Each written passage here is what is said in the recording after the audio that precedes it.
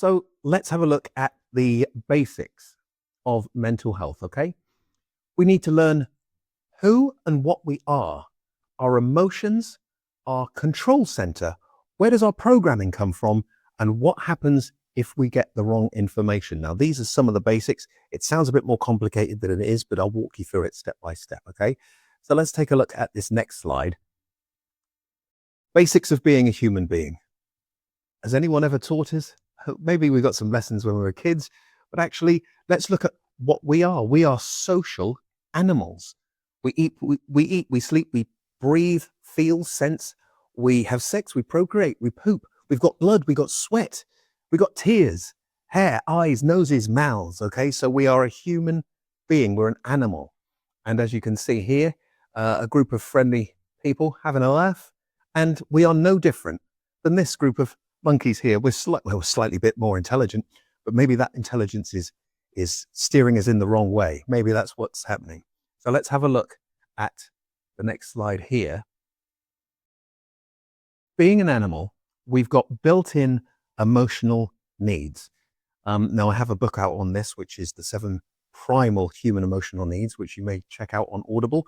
But these emotional needs are, and I cover this, it's giving and receiving attention, goals and purpose, community, making a contribution, intimacy, emotional control, status, safety and security. That one I think is probably the most obvious one. We need to cultivate a healthy mind and body connection. I'll explain what that is a bit later on.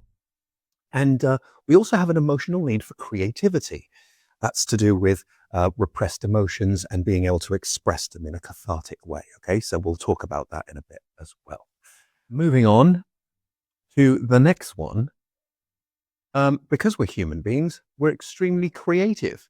And when you think about it, human beings since the dawn of time have invented fire, agriculture, towns, cities, jobs, bank accounts, religion, science, education, phones, tacos, Netflix, PlayStation, cars, jackets, underwear, makeup, etc. And the list goes on and on and on.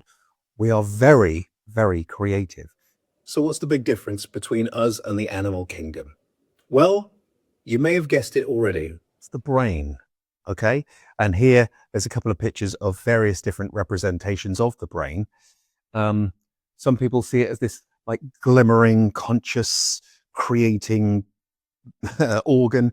Others see it as more as a computer. Some people kind of like to conceptualize it in the right and left hemispheres, you know, the right side being the creative and the left being the more logical, okay? I love this quote from Henry Ford.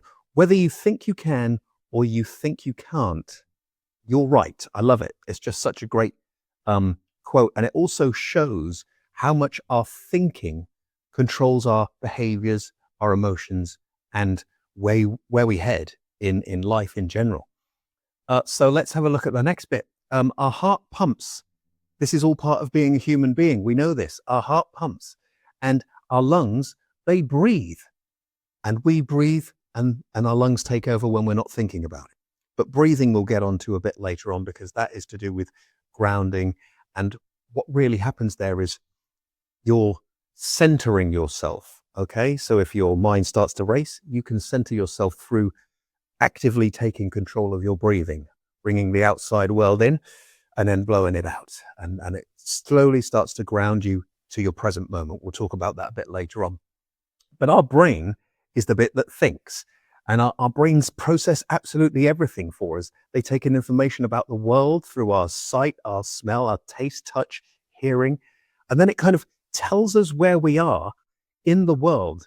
And it does that through a story of who we are, why we are here, what we're doing, why we're in this room together at the moment, all of that kind of stuff.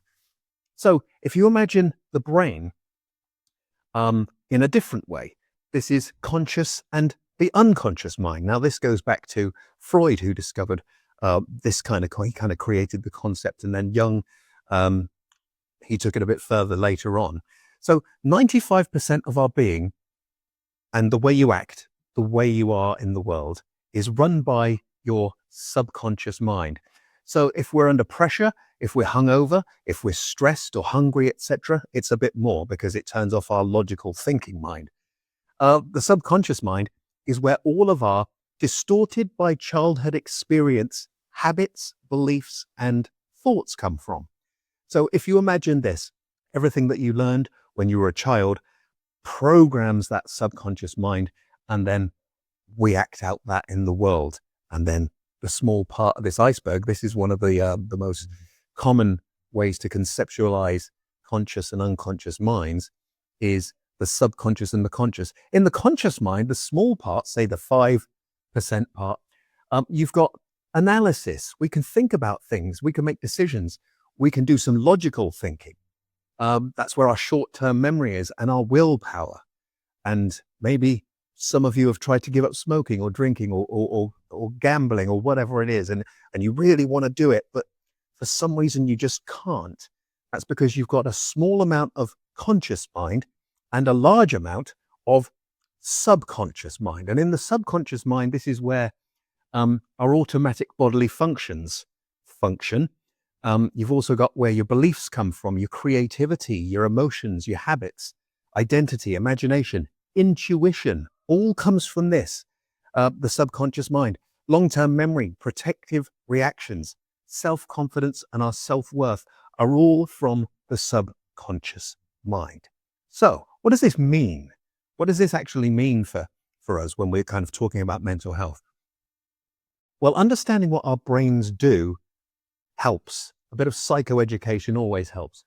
The brain is the command center of the nervous system. It plays a crucial role in various functions. And these functions include things like processing and integrating the information to create our unified perception of the world.